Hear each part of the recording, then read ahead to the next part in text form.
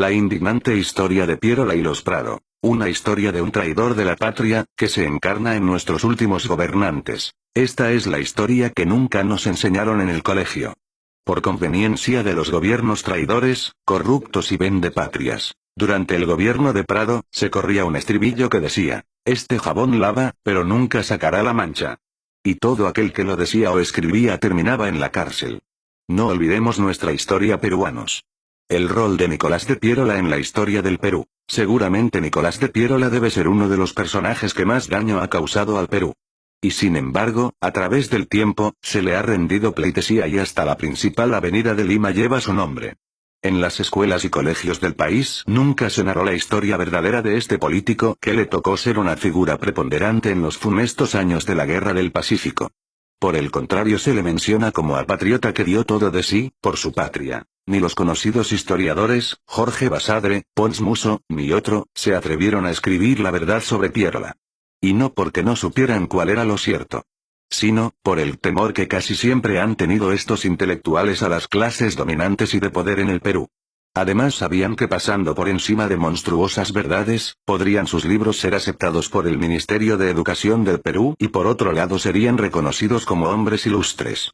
Por ejemplo, nadie dijo que en realidad la guerra del 79 no fue con Chile, sino que fue con un país poderoso, ese país era Inglaterra. La primera potencia del mundo en esos años, que usó a Chile como instrumento para arrebatarle a Perú y Bolivia las riquezas que guardaban su suelo, riquezas que como era natural fueron a parar a las empresas inglesas después.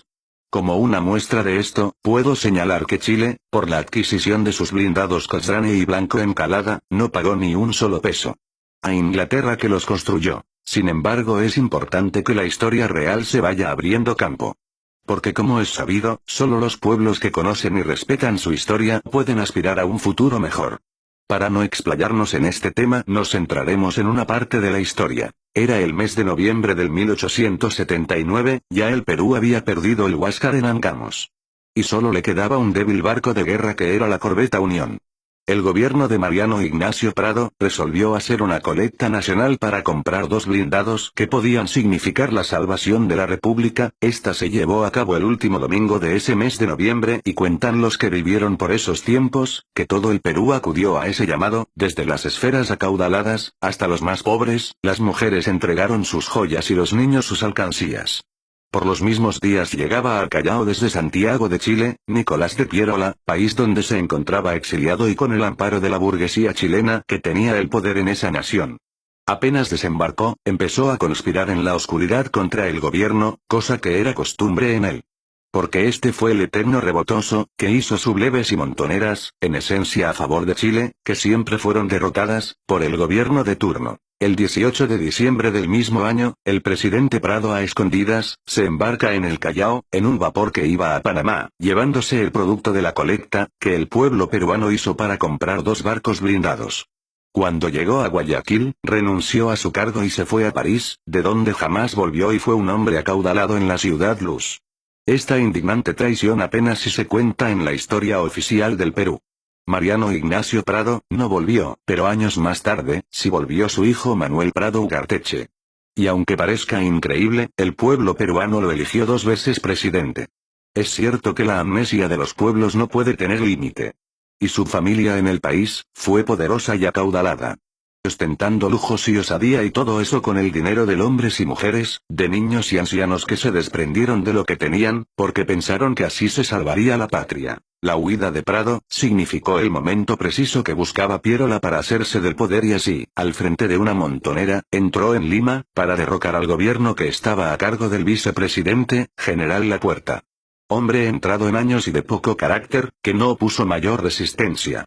Además las tropas acantonadas en Lima, a través de sus jefes anunciaron que no se batirían contra peruanos en un momento tan difícil para el Perú. Por lo que aceptaban el gobierno de Pierola, para no causar más males a la nación. Apenas Pierola tomó las riendas del país, empezó un monstruoso plan contra su propio país, el Perú. Este hombre conocido como vanidoso, engreído y egocentrista, comenzó a dar los pasos para hundir a nuestro Perú. Está claro que todo lo que hizo, fue cumpliendo consignas de sus amos chilenos, de quien él fue, siempre un especial huésped. Lo primero que hizo, fue cortar todo apoyo y abastecimiento al ejército del sur, acantonado en Tacna. Sitio donde se llevaría la segunda etapa de la guerra con Chile. Al mando del ejército del sur o de Tacna, como también se le llamaba, estaba el contraalmirante Lizardo Montero, hombre que había combatido y derrotado a Pierola años antes en uno de los muchos levantamientos que éste inició. Por lo tanto lo tenía como enemigo político y sentía celos de él, porque si tenía éxito en la campaña del sur, podría ser bien visto por el pueblo peruano, y podría arrebatarle la presidencia.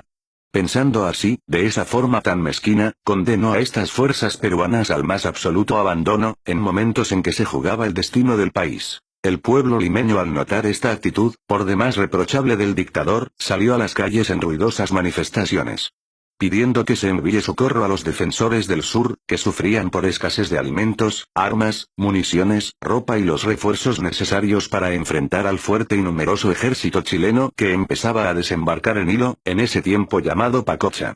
En Lima había en ese momento 2 divisiones de 8.000 soldados cada una, que había formado el general Lacotera, por orden del gobierno anterior y que permanecían inmóviles en sus cuarteles. Pierola, para acallar las protestas, ordenó enviar un cargamento secreto hacia Arica en la corbeta Unión, así fueron embarcadas con mucha fanfarrea y teatro un cargamento, en el que se suponía iba la salvación del ejército del sur. La misión era muy difícil, porque el puerto de Arica estaba bloqueado por la escuadra chilena. Manuel Villavicencio, marino hábil e inteligente, fue el encargado de llevar a la Unión a su destino. Corrían los últimos días del mes de febrero de 1880. La Unión se acercó al puerto de Arica en la madrugada del 26 de ese mes, y empleando buenos movimientos pasó en la oscuridad entre los buques chilenos, y ancló en el muelle del puerto peruano e inmediatamente inició la labor de descarga, sin ocuparse de contestar al cañoneo de la flota del país del sur. El Huáscar, que ya estaba al servicio de la escuadra chilena, intentó espolonear a la Unión.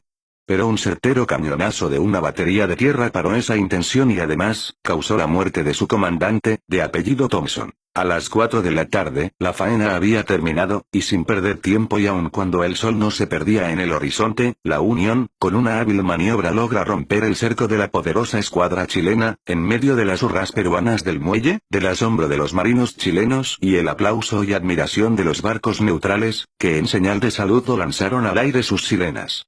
La Unión llegó al Callao, sana y salva. Pasada la euforía, los peruanos en Arica comenzaron a desempacar el cargamento que vino en cajas cerradas, y se dieron con la triste sorpresa de que solo les habían enviado montones de tela blanca y 2 ametralladoras malogradas e inservibles.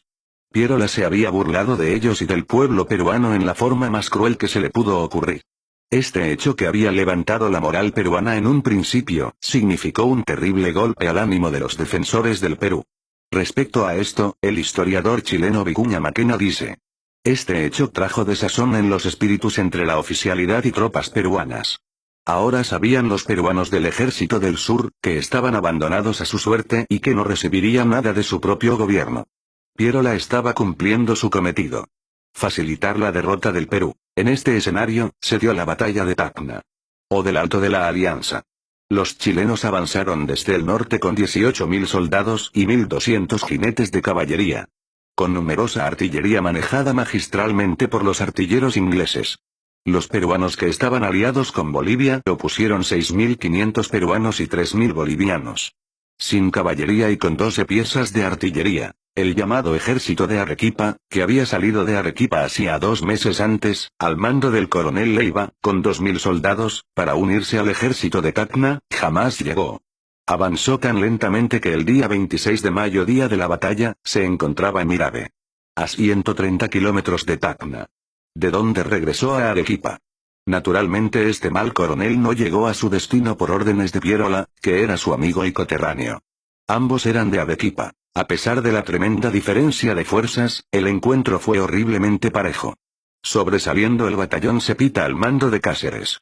Y por el lado boliviano, los colorados hicieron honor a su fama de aguerridos.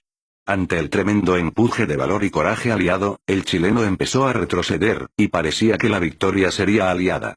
Los batallones chilenos retrocedían y estaban a punto de entrar en pánico, a pesar de que los oficiales de ese ejército sableaban a los que daban la espalda.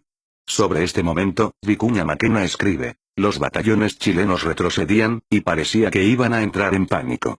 En ese momento la suerte de Chile pendía de un hilo. Y lo que decía este historiador era cierto. Porque Chile había invertido todo lo que tenía en esta batalla, y si la perdía, simplemente perdía la guerra. Porque les hubiera sido imposible volver a formar otro ejército. Pero fue en esas circunstancias que se detuvo el avance peruano, lo que había sucedido era, que se habían agotado las municiones.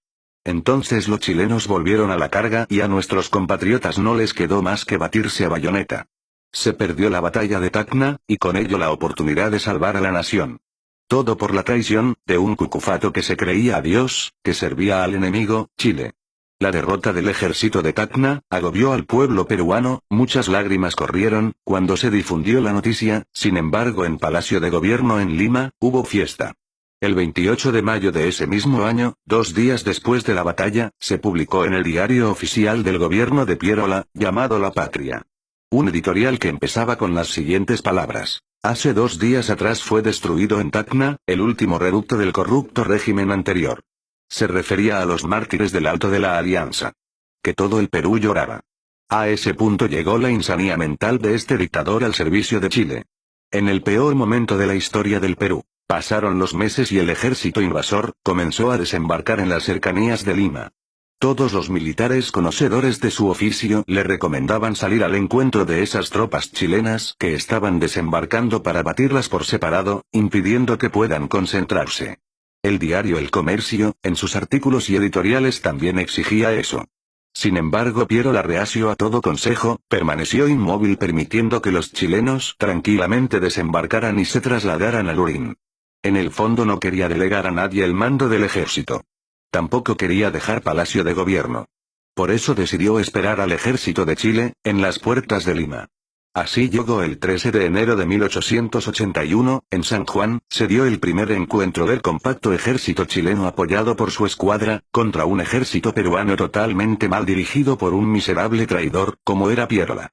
Naturalmente el resultado no pudo ser bueno para los peruanos. Que tuvieron que retroceder hacia la segunda línea colocada en Miraflores. Terminada la batalla de San Juan, la soldadesca chilena se desbandó y comenzaron a saquear las residencias de Chorrillos y cercanías. Donde había muchas bodegas de vinos y otros licores. Productos que los soldados mapuchinos comenzaron a beber en forma desenfrenada, mientras le prendían fuego al pueblo. Preocupado el general Baquedano, comandante en jefe del ejército chileno, le pidió una tregua a Pierola, cosa que éste aceptó inmediatamente. Naturalmente que tenía que ser así, Pierola no podía permitir una debacle del ejército chileno. En la noche, mientras el fuego consumía las casas y residencias y los chilenos se mataban entre sí, y otros dormían en las calles o deambulaban totalmente embriagados por el alcohol. Se presentó ante el dictador peruano, el coronel Cáceres. Para pedirle permiso, y atacar con su batallón de 2000 hombres, a los chilenos en la absoluta convicción que con esa acción terminaría con el ejército chileno que se hallaba desbandado y borracho y con ello se ganaría la guerra. Naturalmente Pierola le negó el permiso, aduciendo que le había dado su palabra al comandante chileno, de que no atacaría.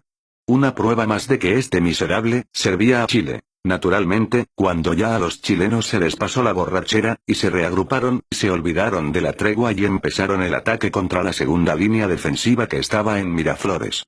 Esto ocurrió a mediodía del día 15 de enero. Las mal distribuidas fuerzas peruanas, poco pudieron hacer, y a Pierola, el comandante en jefe, no se le vio dar ni una sola orden. Y cuando ya todo estaba consumado, se retiró del escenario hacia Lima. Y para no dejar inconclusa su obra contra la patria, Pierola ordenó a todos los soldados depositar sus armas en el cuartel Santa Catalina. Por esta acción, los chilenos cuando ocuparon Lima, encontraron 15.000 fusiles en el mencionado cuartel. Pierola, después de haber dado esta última orden, huyó a la sierra, pero después de algunos años volvió a la escena política. Y como es normal, el mal de ignorancia por una parte y amnesia por otra, de nuestro pueblo, fue hecho presidente nuevamente. Esta es la historia del accionar de Pierola, en la etapa de la guerra con Chile. Y sus actos de flagrante traición a la patria. Deberían haberlo sepultado bajo un montón de tierra. Sin embargo, su nombre figura en plazas, calles, clubes, billetes de moneda, y otros sitios que debieran estar reservados para hombres que honraron a la nación.